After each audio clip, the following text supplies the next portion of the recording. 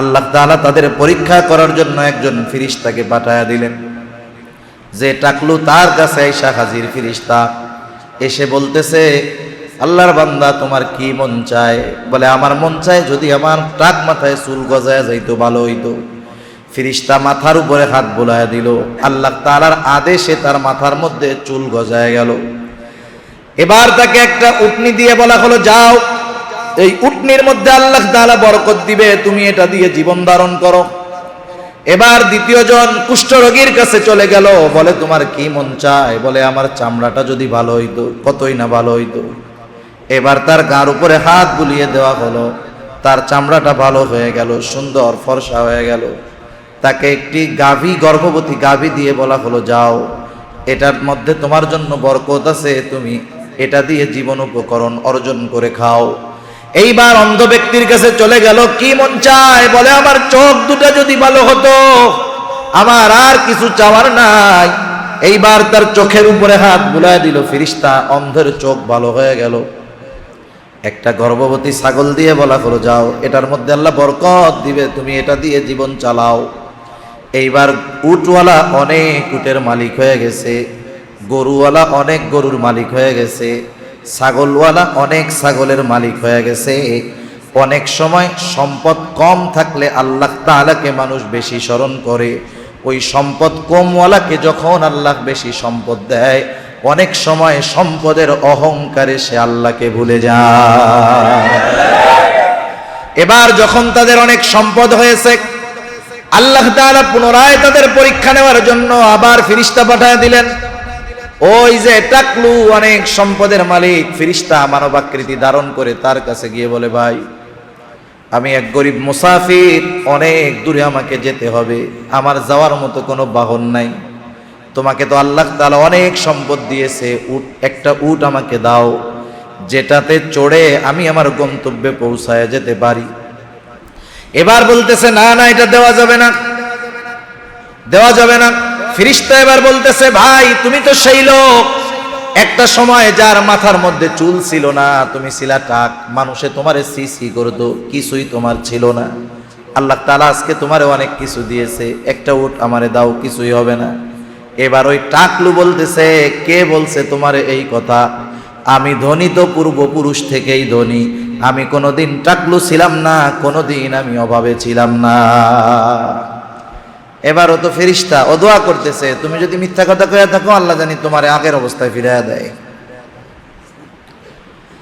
এবার দ্বিতীয় জনের কাছে গেছে, যায় বলতেছে, একটা গরু দাও, আমি আমার গন্তব্যে পৌঁছাইতে পারবো। বলে, না দেওয়া যাবে না।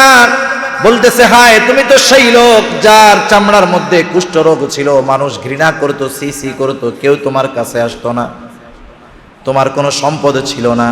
আল্লাহ তাআলা দয়া করে তোমার ওই পচা চামড়াগুলাকে সুন্দর বানায় দিলেন, গরু দিলেন, বরকত দিলেন, একটা দাও। বলে, না না, আমি কোনোদিন অসুস্থ ছিলাম না, রোগী ছিলাম না, আমি কোনোদিন গরিব ছিলাম না, আমার পূর্বপুরুষ থেকেই আমরা ধনী। এবার ফেরেশতা বলে, ঠিক আছে, তুমি যদি মিথ্যা বলে থাকো, আল্লাহ তাআলা জানি তোমার আগের অবস্থায় ফিরিয়ে দেয়। এইবার তৃতীয় জনের কাছে গেল, যাওয়ার পরে বলতেছে, ও ভাই আমি অনেক দূর থেকে এসেছি, মুসাফির, তুমি যদি আমার একটা ছাগল দিতা, এটা দিয়ে আমি আমার গন্তব্যে পৌঁছানোর ব্যবস্থা করতে পারতাম। ওই লোকটা বলতেছে, ভাই একটা নয়, তোমার যতগুলা প্রয়োজন তুমি নিয়ে যাও। ওয়ালাকাদ আতাইনা লুকমানাল হিকমাতা আন ইশকুর লিল্লাহ ওয়া মান ইয়াশকুরু ফাইন্নামা ইয়াশকুরু লিনাফসিহি ওয়া মান কাফারা ফাইন্নাল্লাহা গনিয়্যুন হামিদ। আল্লাহ রাব্বুল আলামিন বলেন, ওয়ালাকাদ আতাইনা লুকমানাল হিকমা, আমি হযরত লোকমানকে হিকমত প্রদান করেছি, প্রজ্ঞা দান করেছি, জ্ঞান দান করেছি। আল্লাহ তাআলা বলেন, আমি হযরত লোকমানকে হিকমত দান করেছি। তাফসীর ইবনে কাসীরের মধ্যে হযরত কাতাদা রাহমাতুল্লাহি আলাইহি থেকে বর্ণনা পাওয়া যায়, আল্লাহ তাআলা হযরত লোকমানকে নবুয়ত এবং হিকমত এই দুইটা থেকে একটা গ্রহণ করার সুযোগ আল্লাহ তাআলা তাকে দিয়েছে। হযরত লোকমানের সামনে পেশ করা হয়েছে, লোকমান তুমি যদি চাও নবুয়ত গ্রহণ করতে পারো, তুমি যদি চাও তুমি হিকমত গ্রহণ করতে পারো। মুফাসসিরিনে কেরাম বলেন হযরত লোকমান নবুয়তকে গ্রহণ না করে তিনি হিকমতকে বেছে নিলেন। প্রত্যেকটা নবী কিন্তু হিকমতওয়ালা। নিঃসন্দেহে হিকমতের চাইতে নবুয়তের মর্যাদা সম্মান অনেক অনেক গুণ বেশি। বলেন তো আমাদেরকে যদি দুইটা অপশন দেওয়া হয়, একটা দামি আর একটা তার চাইতে কম দামি, আমার তো মনে হয় আমরা প্রত্যেকেই দামিটাকে গ্রহণ করব, স্বাভাবিক বিষয়, ঠিক কিনা বলেন? কিন্তু হযরত লোকমান নবুয়তকে গ্রহণ না করে কেন তিনি হিকমতকে গ্রহণ করলেন? যখন প্রশ্ন করা হলো, লোকমান আপনাকে তো আল্লাহ তাআলা নবুয়ত অথবা হিকমত দুইটা থেকে একটা গ্রহণ করার জন্য সুযোগ দিল। নবুয়ত কত মর্যাদাপূর্ণ একটা বিষয়, আপনি সেটাকে বাদ দিয়ে কেন হিকমতকে গ্রহণ করলেন? হযরত লোকমান তখন জবাব দিলেন, শোনো, কোনো সন্দেহ নাই যে নবুয়ত একটা মর্যাদাপূর্ণ পদ, দায়িত্ব। আমি নবুয়ত এই মর্যাদাপূর্ণ দায়িত্বটা গ্রহণ না করার কারণ হলো আল্লাহ তাআলা যদি নিজের থেকে আমাকে সেই দায়িত্বটা দিতেন, তাহলে ওই দায়িত্ব পালন করার জন্য যা কিছু প্রয়োজন, যত ব্যবস্থাপনার দরকার, সব কিছুর ব্যবস্থা গ্রহণ করতেন কে? কারণ দায়িত্বটা স্বয়ং আল্লাহ তাআলা দিয়েছেন। যেহেতু আল্লাহ তাআলা দিয়েছেন, ওই দায়িত্ব যথাযথভাবে পালন করতে যা দরকার সেই ব্যবস্থাপনাও আল্লাহ তাআলা নিতেন। আর যেহেতু আমাকে সুযোগ দেওয়া হয়েছে, আমি যদি নিজের থেকে নবুয়তের দায়িত্ব নিতাম, আর ওই দায়িত্ব পালন করতে গিয়ে আমার যদি কোনো ত্রুটি বিচ্যুতি হয়ে যাইত, আমার যদি কোনো ভুল ভ্রান্তি হয়ে যাইত, তাহলে আল্লাহ তাআলার কাছে আমাকে জবাবদিহিতা করা লাগতো। কারণ হলো নবুয়ত এই দায়িত্ব জিম্মাদারি আল্লাহ তাআলা দেন নাই, দায়িত্ব আমি নেওয়ার কারণে ভুল ভ্রান্তি হলে আল্লাহর দরবারে আমাকে জবাবদিহিতা করতে হতো। এই জবাবদিহিতা থেকে বাঁচার জন্য আমি নবুয়তকে গ্রহণ করি নাই, হিকমতকে গ্রহণ করছি। হিকমত কাকে বলে? হিকমত হলো প্রজ্ঞা, জ্ঞান, দ্বীনের বুঝ, স্বপ্নের তাবির, এইগুলাকে বলা হয় হিকমত।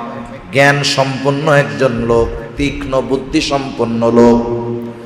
হযরত লোকমানের কথা কর্মের ভিতরে হিকমত পাওয়া যাইত, জ্ঞানের পরিচয় পাওয়া যাইত। কিন্তু হযরত লোকমান দেখতে যে অনেক সুন্দর ছিলেন তা নয়। তিনি ছিলেন গোলামের ঘরের গোলাম, হাবশী, কালো মানুষ। একটা মানুষকে অসুন্দর দেখার জন্য যা কিছু প্রয়োজন সব তার মধ্যে আছে।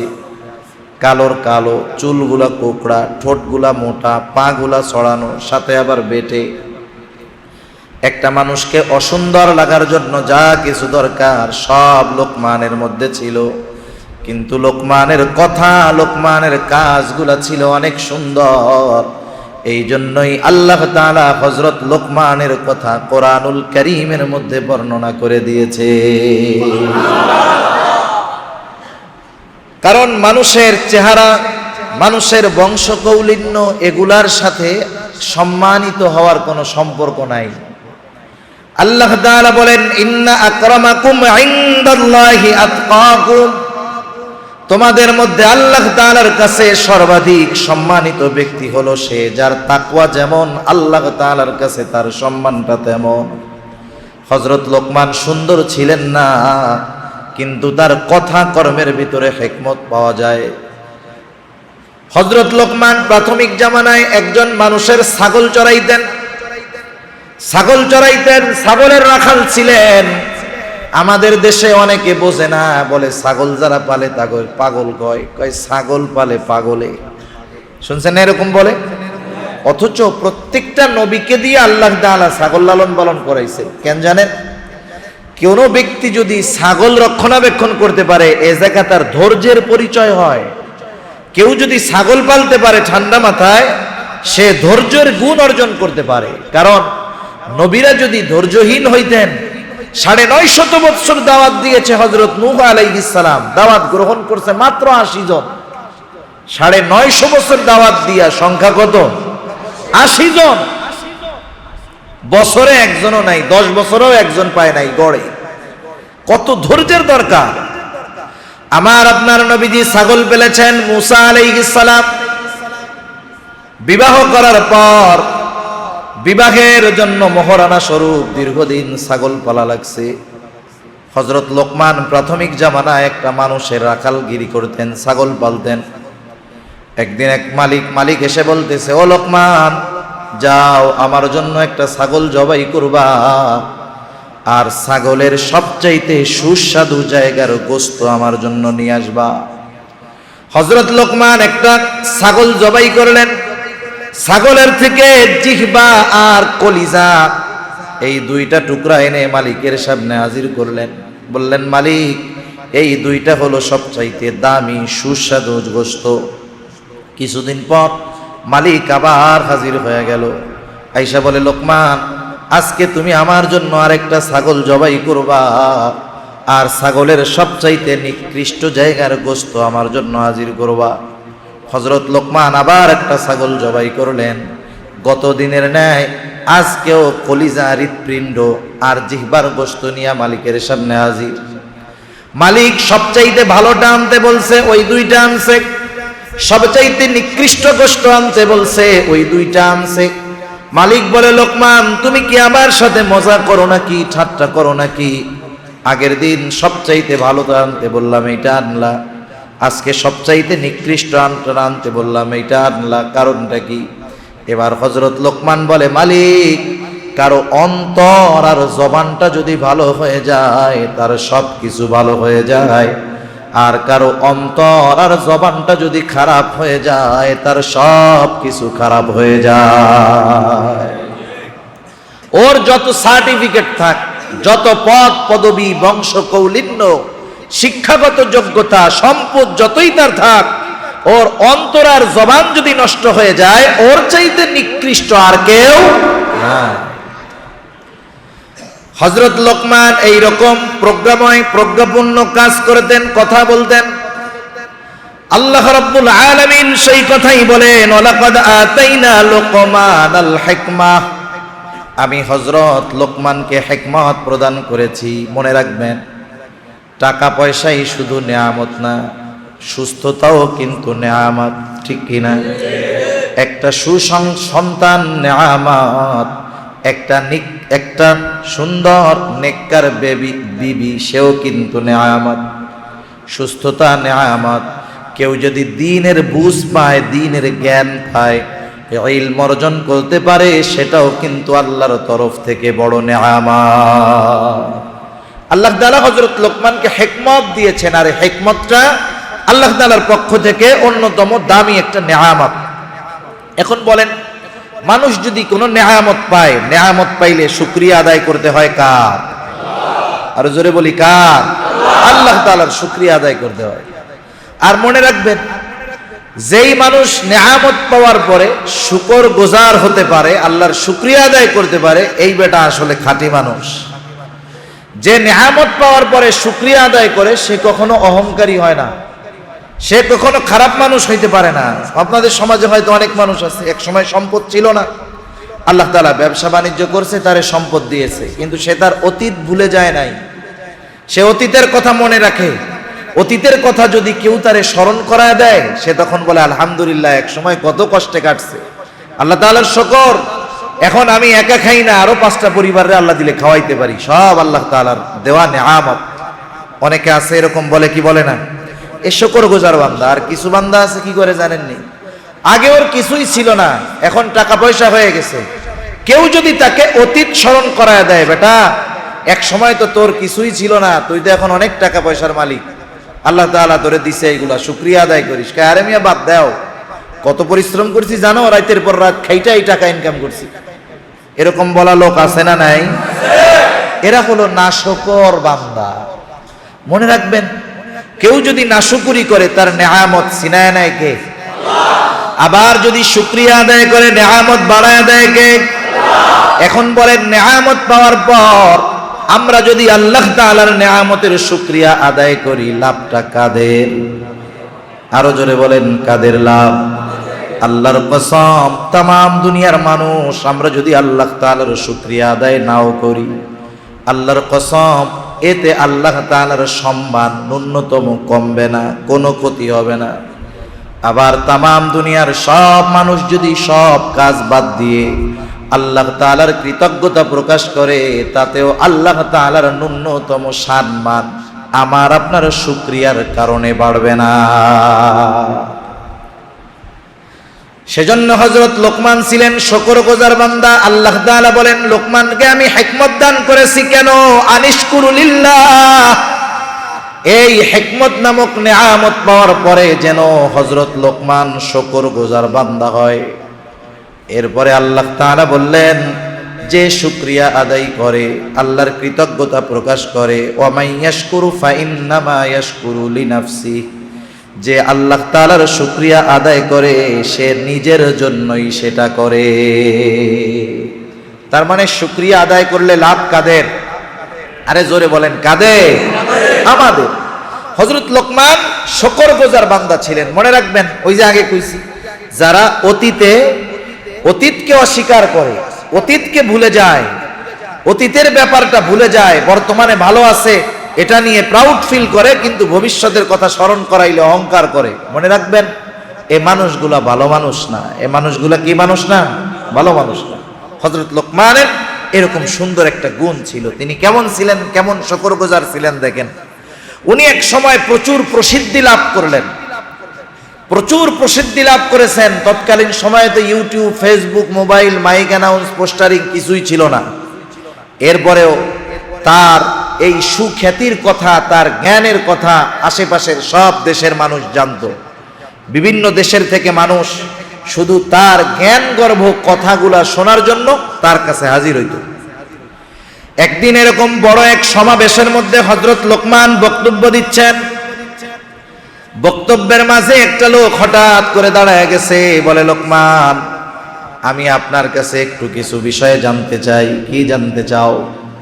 বলে, আপনি কি সেই লোকমান যেই লোকমান একটা সময় আমার সাথে জঙ্গলে ছাগল চড়াইতো? আপনি কি সেই লোকমান নাকি?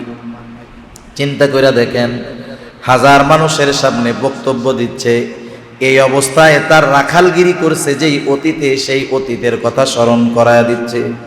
আমরা হইলে কি করতাম? ধমক একটা মাইরা ওইটারে বসায়া দিতাম। আরে বেটা, অতীতে যা ছিল ছিল, আমি বর্তমানে কি আছে এটা দেখ। এরকম ধমক একটা দিয়ে তারে কি করতাম? বসায়া দিতাম। এটা অহংকার আমার দ্বারা প্রকাশ পেয়ে যেত। নাশকরির যেই আলামত সেটা আমার মধ্যে পাওয়া যায়। হযরত লোকমান ও যখন এই কথা বলছে, উনি অতীতের কথা ওনার মনে পড়ে গেছে। বলতেছে, হ্যাঁ তুমি ঠিক বলেছো, আমি সেই লোকমান যে একটা সময় ছাগল চড়াইতো, ছাগলের রাখালগিরি করতো, আমি সেই লোকমান। এইবার তাকে জিজ্ঞাসা করতেছে, লোকমান, আজকে এই পর্যায়ে তুমি যে আসলা, আল্লাহ তাআলা যে তোমাকে আনলো, কোন গুণের কারণে আসলা? এইবার হযরত লোকমান বলে, আমার মনে হয় অল্প কথা, অপ্রয়োজনীয় কথা, আমানতদারিতা, মিথ্যা কথা পরিত্যাগ করার কারণে আল্লাহ তাআলা আমাকে এই মর্যাদা দান করেছে। তাহলে শুকরগুজার বান্দা যারা, তারা অতীত যত কষ্টের হোক না কেন সেটাকে অস্বীকার করে না। যারা করে, এদের কি হয়? এদের নেয়ামত আল্লাহ তাআলা এক সময় ছিনায় নিয়ে যায়, আবার কঠিন আযাবে আল্লাহ তাআলা এদের গ্রেফতার করে। বনি ইসরাইলের 3 জন লোক ছিল। একজন ছিল টাকলু, আর একজনের ছিল গায়ে কুষ্ঠরোগ, আর একজন ছিল অন্ধ। এরা 3 জনই আল্লাহর কাছে আফসোস করতো, আল্লাহ, আমার চুল টুল নাই, টাকলু, মানুষে আমারে দেখলে সিসি করে, আমার সাথে কেউ মিশতে চায় না, আমার চুলগুলো যদি উঠে যাইতো কতই না ভালো হইতো। যার গায়ে কুষ্ঠরোগ, সে বলতো, আল্লাহ, আমার চামড়াটা নষ্ট হয়ে গেছে, মানুষে আমার দ্বারের কাছে আসে না, আমার চামড়াটা যদি ঠিক হয়ে যাইতো কতই না ভালো হইতো। আর একজনে ছিল অন্ধ, বলে, আল্লাহ, আমি অন্ধ, কিছুই দেখতে পারি না, আমার চোখ দুটা যদি ভালো হতো কতই না ভালো হতো। আল্লাহ তাআলা তাদের পরীক্ষা করার জন্য একজন ফেরেশতাকে পাঠায়া দিলেন, যে টাকলু তার কাছে আইসা হাজির ফেরেশতা। এসে বলতেছে, আল্লাহর বান্দা তোমার কি মন চায়? বলে, আমার মন চায় যদি আমার টাক মাথায় চুল গজায় যাইতো ভালো হইতো। ফিরিস্তা মাথার উপরে হাত বুলায় দিল, আল্লাহ তাআলার আদেশে তার মাথার মধ্যে চুল গজায় গেল। এবার তাকে একটা উটনি দিয়ে বলা হলো, যাও এই উটনির মধ্যে আল্লাহ তাআলা বরকত দিবে, তুমি এটা দিয়ে জীবন ধারণ করো। এবার দ্বিতীয় জন কুষ্ঠরোগীর কাছে চলে গেল, বলে তোমার কি মন চায়? বলে, আমার চামড়াটা যদি ভালো হইতো, কতই না ভালো হইতো। এবার তার গার উপরে হাত বুলিয়ে দেওয়া হলো, তার চামড়াটা ভালো হয়ে গেল, সুন্দর ফর্সা হয়ে গেল। তাকে একটি গাভী, গর্ভবতী গাভী দিয়ে বলা হলো, যাও এটার মধ্যে তোমার জন্য বরকত আছে, তুমি এটা দিয়ে জীবন উপকরণ অর্জন করে খাও। এইবার অন্ধ ব্যক্তির কাছে চলে গেল, কি মন চায়? বলে, আমার চোখ দুটা যদি ভালো হতো, আমার আর কিছু চাওয়ার নাই। এইবার তার চোখের উপরে হাত বুলায় দিল ফেরেশতা, অন্ধের চোখ ভালো হয়ে গেল। একটা গর্ভবতী ছাগল দিয়ে বলা হলো, যাও এটার মধ্যে আল্লাহ বরকত দিবে, তুমি এটা দিয়ে জীবন চালাও। এইবার উটওয়ালা অনেক উটের মালিক হয়ে গেছে, গরুওয়ালা অনেক গরুর মালিক হয়ে গেছে, ছাগলওয়ালা অনেক ছাগলের মালিক হয়ে গেছে। অনেক সময় সম্পদ কম থাকলে আল্লাহ তাআলাকে মানুষ বেশি স্মরণ করে, ওই সম্পদ কমওয়ালাকে যখন আল্লাহ বেশি সম্পদ দেয়, অনেক সময় সম্পদের অহংকারে সে আল্লাহকে ভুলে যায়। সেজন্য অনেক সময় আমরা মনে করি আমাকে অনেকের সম্পদ নাই, আল্লাহ মনে হয় আমারে ভালোবাসে না। সম্পদ থাকলেই যে আল্লাহ ভালোবাসে বিষয়টা এমন না। কারুন রে চিনেন? কারুনের নাম শুনছেন? কারুন, কারুন, হায় হায়, কারুনের কত সম্পদ ছিল। কারুনের সম্পদ যে গোডাউনের মধ্যে থাকতো, ওই গোডাউনের চাবিগুলো ছিল চামড়ার চাবি, লোহার চাবি না। এই চামড়ার চাবি বহন করার জন্য একদল শক্তিশালী যুবক লাগতো, শুধু তার গোডাউনের চাবিগুলারে বহন করার জন্য। কারুনের বন্ধু যারা ছিল, কারুনের সম্পদের অগ্রগতি দেখে তারা আল্লাহর কাছে বলতো, আল্লাহ আপনি মনে হয় শুধু কারুনরেই ভালোবাসেন, আমাদের ভালোবাসেন না। সব সম্পদ আপনি তাদেরকে দিলেন, তারে দিলেন, আমাদেরকে মনে হয় ভালোবাসেন না। তারা আফসোস করতো, তারা মনে করতো আল্লাহ তাআলা কারুনকে খুব ভালোবাসে। কিন্তু কারুন যখন সম্পদের মোহে পড়ে অহংকার করা শুরু করলো, যাকাত দিতে অস্বীকার করলো, মুসা আলাইহিস সালামকে অপবাদ দেওয়ার অপচেষ্টা করলো, আল্লাহর গজবে পতিত হয়ে গেল। এইবার আল্লাহ তাআলা কারুনকে তার সম্পদ সহ জমিনের মধ্যে ডাবায়া দিলেন। এখনো মুফাসসিরিনে কেরাম বলেন, এখনো জমিনের তলে কারুন তার সম্পদ সহ ডাবতেছে। কিয়ামত পর্যন্ত কারুন তার সম্পদ সহ জমিনে ডাবতে থাকবে। ওই যে বন্ধু যারা ছিল, ওরা কারুনের সম্পদ দেখে আফসোস করে, আল্লাহ আপনি ওরে খুব ভালোবাসেন। এখন এটি কি কয় জানেন? এরা কয়, আল্লাহ আসলে আপনি কারুন না, আমাদেরকেই ভালোবাসেন, নাইলে সম্পদ আমাকে দিলে আমাদের অবস্থাও কারুনের মতো হয়ে যাইত। আসলে আপনিই আমাদেরকে ভালোবাসেন। সেজন্য অনেক সময় সম্পদ না থাকলে আমরা মনে করি আল্লাহ ভালোবাসে না। অনেকের সম্পদ আছে, মনে করে আল্লাহ তাআলা তাকে ভালোবাসে। আসলে আল্লাহ তাআলার ভালোবাসার সাথে সম্পদের কোনো সম্পর্ক নাই। যদি সম্পদ আল্লাহ তাআলা দেয়, শুকর করতে হবে আল্লাহ তাআলার, অহংকার করা যাবে না, তাইলে এই সম্পদ ধ্বংসের কারণ হয়ে যেতে পারে। এবার যখন তাদের অনেক সম্পদ হয়েছে, আল্লাহ তাআলা পুনরায় তাদের পরীক্ষা নেওয়ার জন্য আবার ফেরেশতা পাঠিয়ে দিলেন। ওই যে টাকলু অনেক সম্পদের মালিক, ফেরেশতা মানবাকৃতি ধারণ করে তার কাছে গিয়ে বলে, ভাই আমি এক গরিব মুসাফির, অনেক দূরে আমাকে যেতে হবে, আমার যাওয়ার মতো কোনো বাহন নাই, তোমাকে তো আল্লাহ তাআলা অনেক সম্পদ দিয়েছে, একটা উট আমাকে দাও, যেটাতে চড়ে আমি আমার গন্তব্যে পৌঁছায় যেতে পারি। এবার বলতেছে, না না, এটা দেওয়া যাবে না, দেওয়া যাবে না। ফেরেশতা এবার বলতেছে, ভাই তুমি তো সেই লোক, একটা সময় যার মাথার মধ্যে চুল ছিল না, তুমি ছিলা টাক, মানুষে তোমারে সি করতো, কিছুই তোমার ছিল না। আল্লাহ তাআলা আজকে তোমারে অনেক কিছু দিয়েছে, একটা উট আমারে দাও, কিছুই হবে না। এবার ওই টাকলু বলতেছে, কে বলছে তোমারে এই কথা? আমি ধনী তো পূর্বপুরুষ থেকেই ধনী, আমি কোনোদিন টাকলু ছিলাম না, কোনোদিন আমি অভাবে ছিলাম না। এবারও তো ফেরেশতা ও দোয়া করতেছে, তুমি যদি মিথ্যা কথা কইয়া থাকো, আল্লাহ জানি তোমার আগের অবস্থায় ফিরাইয়া দেয়। এবার দ্বিতীয় জনের কাছে গেছে, যায় বলতেছে একটা গরু দাও, আমি আমার গন্তব্যে পৌঁছাইতে পারবো। বলে না, দেওয়া যাবে না। বলতেছে হায়, তুমি তো সেই লোক যার চামড়ার মধ্যে কুষ্ঠরোগ ছিল, মানুষ ঘৃণা করতো, সি সি করতো, কেউ তোমার কাছে আসতো না, তোমার কোনো সম্পদ ছিল না। আল্লাহ তাআলা দয়া করে তোমার ওই পচা চামড়াগুলাকে সুন্দর বানায় দিলেন, গরু দিলেন, বরকত দিলেন, একটা দাও। বলে না না, আমি কোনোদিন অসুস্থ ছিলাম না, রোগী ছিলাম না, আমি কোনোদিন গরিব ছিলাম না, আমার পূর্বপুরুষ থেকেই আমরা ধনী। এবার ফেরেশতা বলে ঠিক আছে, তুমি যদি মিথ্যা বলে থাকো আল্লাহ তাআলা জানি তোমার আগের অবস্থায় ফিরিয়ে দেয়। এইবার তৃতীয় জনের কাছে গেল, যাওয়ার পরে বলতেছে ও ভাই, আমি অনেক দূর থেকে এসেছি, মুসাফির, তুমি যদি আমার একটা ছাগল দিতা, এটা দিয়ে আমি আমার গন্তব্যে পৌঁছানোর ব্যবস্থা করতে পারতাম। ওই লোকটা বলতেছে ভাই, একটা নয়, তোমার যতগুলা প্রয়োজন তুমি নিয়ে যাও, কারণ এগুলো সব আমার আল্লাহ তাআলা দিছে। এক সময় আমার কিছুই ছিল না, অন্ধ ছিলাম, সম্পদ ছিল না, সব আল্লাহ দিছে, তোমার যা লাগে তুমি ততগুলা লাগে তুমি নিয়ে যাও। এবার ফেরেশতা বলতেছে না, আমার একটা ছাগলও লাগবে না, আমাকে আল্লাহ তাআলা তোমাদের এই তিনজনের পরীক্ষা নেওয়ার জন্য পাঠাইছিলেন, তোমার পরীক্ষায় তুমি পাশ হয়ে গেছো, তুমি আল্লাহ তাআলার কৃতজ্ঞতা প্রকাশ করেছো, অতীতকে তুমি মনে রাখছো, কিন্তু আগের দুইজন নাশকর গোজার বান্দা হয়ে গেছে, আল্লাহ তাআলা তাদেরকে আগের অবস্থায় ফিরিয়ে দিবে। এই জন্য মনে রাখতে হবে, কৃতজ্ঞতা প্রকাশ করলে লাভ আমাদের, কৃতজ্ঞতা প্রকাশ না করলে ক্ষতি আমাদের।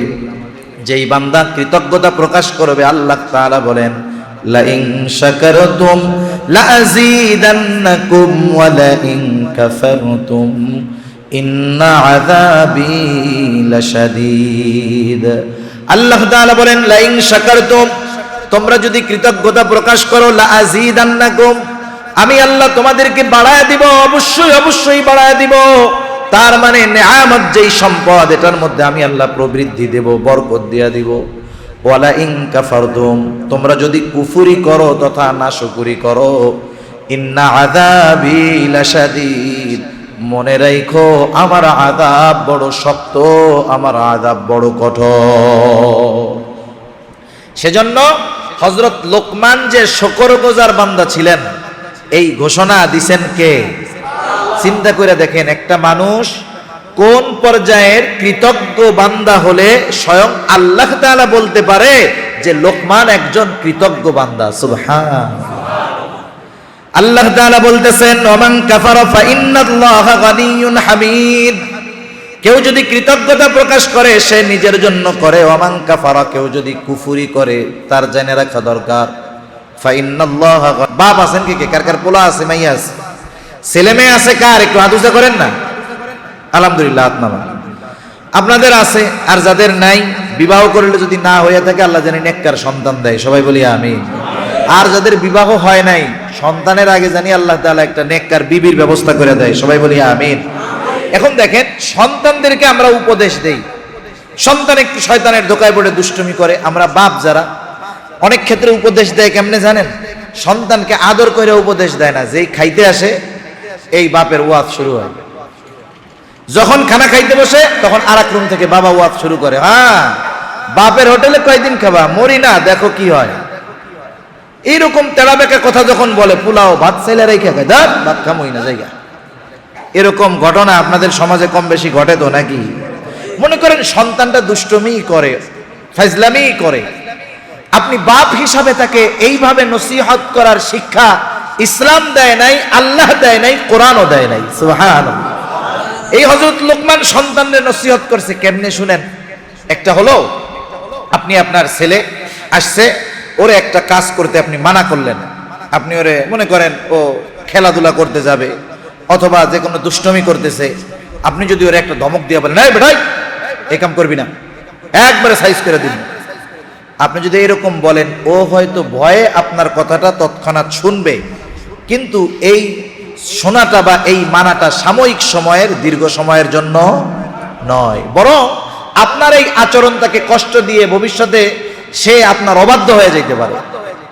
কিন্তু আপনি যখন তারে বুঝাবেন যে একটা খারাপ বন্ধুর সাথে সে মিশে, আপনি তারে মনে করেন নিয়ে এক জায়গায় টেবিলে খাইতে বসলেন, অথবা দুই বাপ বেটা ভালো এক রেস্টুরেন্টে গিয়ে খাইতে বসলেন। এ দৃশ্য আমাদের দেশে খুব কম পাওয়া যায়।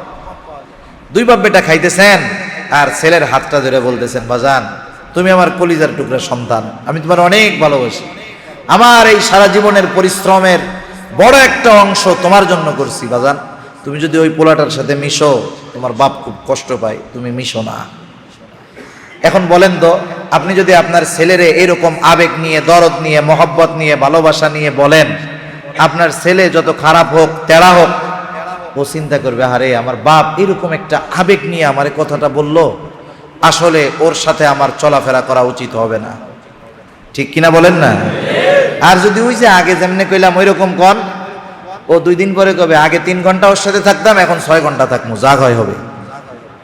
সেজন্য হযরত লোকমান সন্তানরে কেমনে উপদেশ দিচ্ছে, ধমক দিয়া দেন নাই। আরবি ভাষার কিছু অর্থ আছে যেগুলা বাংলায় অনুবাদ করে বোঝানো যায় না, ওগুলা আন্তরিক একটা বিষয়, যে শব্দটার মূল বুঝ এটা অর্থের দ্বারা অনুবাদ করে বোঝানো যায় না, এর আন্তরিক একটা অর্থ থাকে, সেটা যারা আরবি মোটামুটি বোঝে তারা অনুধাবন করতে পারে। হযরত লোকমান সন্তানদের নসিহত করার জন্য ডাকতেছে কেমনে? হযরত লোকমান বলতেছে, ইয়া বুনাইয়া, হে আমার সন্তান, হে আমার বৎস। এই কথাটার মধ্যে আবেগ আছে, মহব্বত আছে, দরদ আছে, ভালোবাসা আছে। বলতেছে, হে আমার বৎস, হে আমার সন্তান, লা তুশরিক বিল্লাহ ইন্নাশ শিরকা লাযুলমুন আযীম। হযরত লোকমান সন্তানরে বলতেছে, ও আমার সন্তান, ও আমার বৎস, লা তুশরিক বিল্লাহ। 1 নাম্বার উপদেশ সন্তানকে বাবা দিচ্ছে, ও আমার বৎস, তুমি আল্লাহ তাআলার সাথে শিরক কইরো না। কেন শিরক করবা না? ইন্নাশ শিরকা লাযুলমুন আযীম, কারণ শিরক হলো মহা জুলুম, মহা অন্যায়। আপনি চিন্তা করতে পারেন হযরত লোকমান এই কথা বইলা ছেলেরে কত বড় নসিহত করলো। এই কথার দ্বারা হযরত লোকমান তার সন্তানকে চিরস্থায়ী জাহান্নাম থেকে বাঁচার যেই রাস্তা সেটা কইয়া দিল। এর চাইতে বড় কল্যাণ, এর চাইতে বড় উপদেশ, এর চাইতে সুন্দর উপদেশ আর কি হতে পারে? এখন আমি যদি আপনাদের জিজ্ঞাসা করি, আমার ছেলেটা ছোট, ওরা এখনো এই ওয়াজ করার টাইম হয় নাই, আপনাদের যাদের ছেলের বয়স 7 বছর 8 বছর বা এর বেশি, এরকম কোন বাপ আছেন যে ওই বাপ একদিন ছেলেটারে এরকম ডাইকে বলছো, আমার সন্তান, আমার বাজান, তুমি আল্লাহর সাথে শিরিক কইরো না? এরকম কোনো বাপ আছেন এখানে মসজিদের মধ্যে?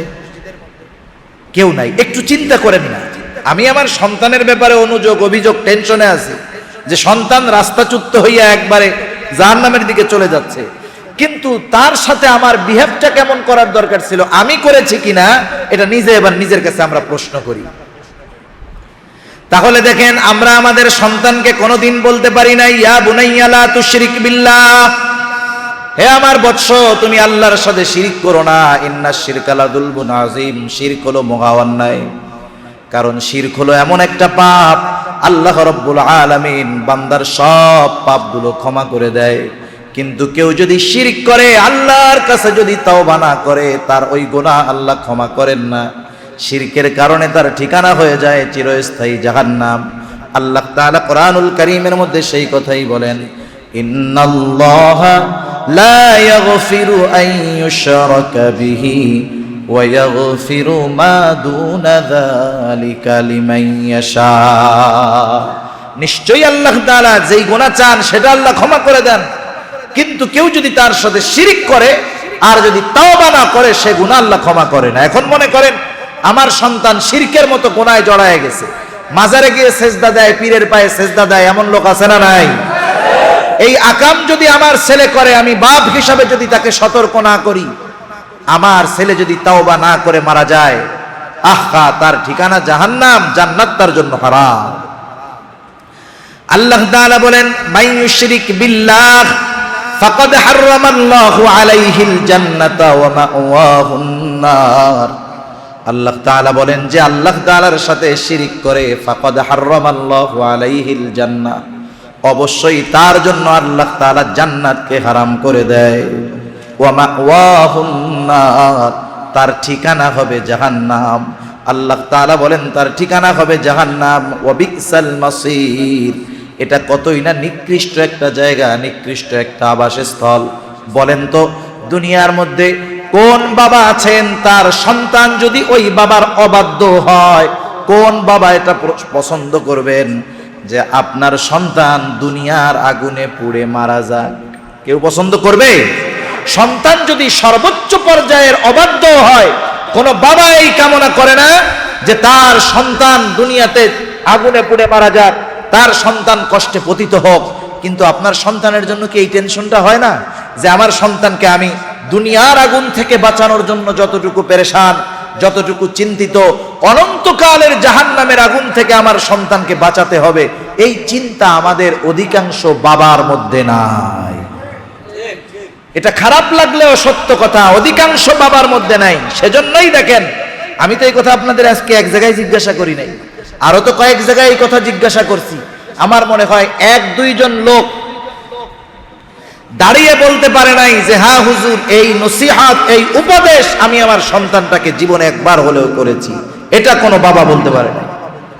সেজন্য যারা বলেন নাই, আজকে গিয়ে ছেলেটারে মাথায় হাত দিয়া বলবেন, বাবা শিরিক করিস না, কারণ আমি তোর কষ্ট দেখতে চাই না, শিরিকের কারণে জাহান্নামে যাওয়া লাগবে। সেজন্য 1 নম্বরে এটা হলো তাওহীদের শিক্ষা। ঈমানের মূল হলো তাওহীদ।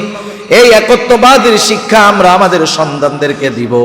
হযরত লোকমান সন্তানকে এই শিক্ষা দিয়েছেন, আর আল্লাহ তাআলার কাছে অতি পছন্দ হয়েছে বিদায় হযরত লোকমানের এই উপদেশটা আল্লাহ তাআলা কোরআনুল কারীমে নাজিল করে দিয়েছে। এই উপদেশটা বর্ণনা করার পরে আল্লাহ তাআলা এবার দুনিয়ার মানুষদের উদ্দেশ্যে কিছু নসিহত করেছে মা বাবার ব্যাপারে। মুফাসসিরিনে কেরাম এখান থেকে সূক্ষ্ম তত্ত্ব বের করেন যে যেই মা বাবা সন্তানদেরকে দ্বীনি পরিচয় শিক্ষা দিবে, আল্লাহর পরিচয় শিক্ষা দিবে, ওই সন্তানেরা বড় হয়ে মা বাবার আনুগত্য হবে, মা বাবার খেদমত করবে, মা বাবাকে বৃদ্ধাশ্রমে ফালায়া রাখবে না। আজকেও একজনের ঘটনা দেখতেছিলাম আসার সময়, কোটি কোটি টাকার মালিক, সে যখন একটু অসুস্থ হয়ে গেছে, সন্তানেরা যে কোনো সিস্টেমে তাকে বৃদ্ধাশ্রমে পাঠায় দিছে। টাকা পয়সা দিয়া ভুয়া কাগজপত্র বানাইছে যে বাপ মরে গেছে। এই ভুয়া কাগজপত্র বানায়া সম্পদগুলা নিজেরা ভাগ বটোয়ারা করে ওই বৃদ্ধ বাবাকে বৃদ্ধাশ্রমে ফেলায় রাখছে। 2-1 দিন আগে ওই বাপ মারা গেছে। সন্তানগুলা বাপের খোঁজ খবর তো বহুত দূর, জানাজায় পর্যন্ত যায় নাই। এই পরিস্থিতি দিন দিন বাড়তেছে। বৃদ্ধাশ্রমের সংখ্যা বাবা বাংলাদেশে কমতেছে না, বরং দিন যাচ্ছে আরো বাড়তেছে। সেজন্য সন্তানকে আল্লাহর সাথে কানেক্ট করাতে হবে আমাদের, তাইলে ওই বৃদ্ধাশ্রমের সিট আমাদের জন্য আশা করি বরাদ্দ হবে না। তা যাই হোক, আমি হযরত লোকমানের উপদেশগুলাই আপনাদের সাথে একটু আলোচনা করব, যদি সময় হয় লাস্টে আমি ওইটা একটু বলবো। তাহলে হযরত লোকমান সন্তানকে প্রথম উপদেশ দিয়েছে শিরিক করবা না। 2 নম্বর উপদেশ হযরত লোকমান সন্তানকে বলতেছে, ইয়া বুনাইয়া ইন্নাহা ইন তাকু মিসকালা হাববাতিন মিন খারদালিন ফাতাকুন ফি সখরাতিন আও ফিস সামাওয়াতি আও ফিল আরদি ইয়াতি বিহাল্লাহ ইন্নাল্লাহা লাতীফুন খাবীর।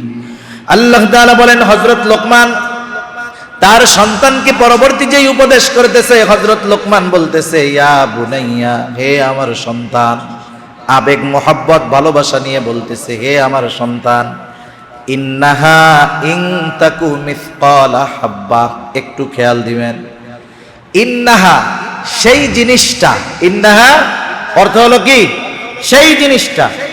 এখন সেই জিনিসটা কি?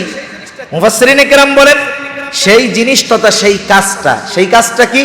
সেটা গুনার কাজও হতে পারে, ভালো কাজও হইতে পারে। এক কথায় সেই আমলটা ভালো হোক আর মন্দ হোক, কোন আমল যেটা তুমি করো, এক কথায় তোমার আমলটা সেটা ভালো হোক আর মন্দ হোক, তোমার আমলটা ভালো হোক আর মন্দ হোক, মিসকালা হাব্বাতিন মিন খারদাল, ওই আমলটা তোমার কৃত আমলটা ভালো হোক আর মন্দ হোক, আর তার পরিমাণটা সরিষা দানা হোক, সরিষা দানার সম পরিমাণ হোক, তোমার ওই আমলটা যদি কোনো পাথরের মধ্যেও হয়, তোমার ওই আমলটা যদি আসমানেও হয়, জমিনেও হয়, এক কথায় তোমার সরিষা দানা পরিমাণ যদি পাথরের মধ্যেও করো, আসমানেও করো, জমিনের মধ্যেও করো, কিয়ামতের দিন তোমার ওই আমলটাকে হাজির করবে কে?